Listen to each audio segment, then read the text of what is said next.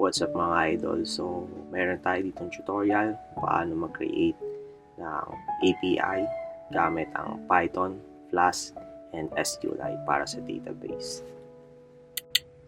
Now, pag-usapan naman natin yung API. Ano nga ba ito? So, API or Application Programming Interface is a set of rules and protocols that allow different software applications to communicate and exchange data with each other. So, meaning, si API ang bahala maipag-communicate sa client or backend side natin. Now, pag-usapan naman natin paano nga ba gumagana yung API. So, basically, si client, pag magre-request ng data, so, kailangan niya mag-send ng mga HTTP methods, like get, post, put, or delete. Si API, siya bahala mag-process ng request ni client. Kausapin lang niya or makikipag-communicate siya sa backend, which is yung sa database natin.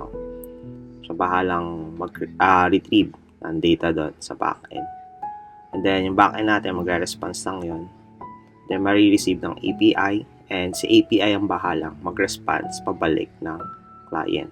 Anong re-response ni API? Pwedeng JSON format or XML. So, ganun gumagana yung API. So, mostly CRUD operation yung pina-perform pag nag-request tayo ng mga HTTP method. Get, post, put, and delete. So, paano nga ba mag-create ng API?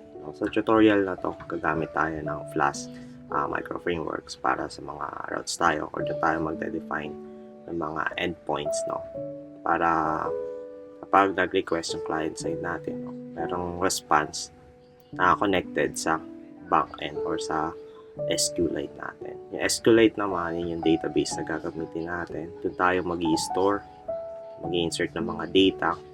So, basically, ang gagawin pala natin, CRUD operation ng student information. So, ganun yung gagawin natin dito sa tutorial na to. Now, dito sa tutorial na to, hatiin natin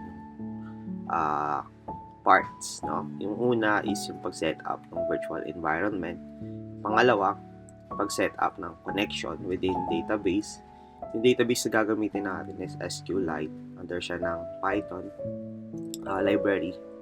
And then, pangatlo, magsiset up tayo ng backend. And lastly, gamit yung Flask micro-framework, which is, yun yung gagamitin natin para makapag-create ng API. So, yung Flask micro-framework na yan, ang purpose nun is para makapag-create ng routes or API endpoints. Kasi doon natin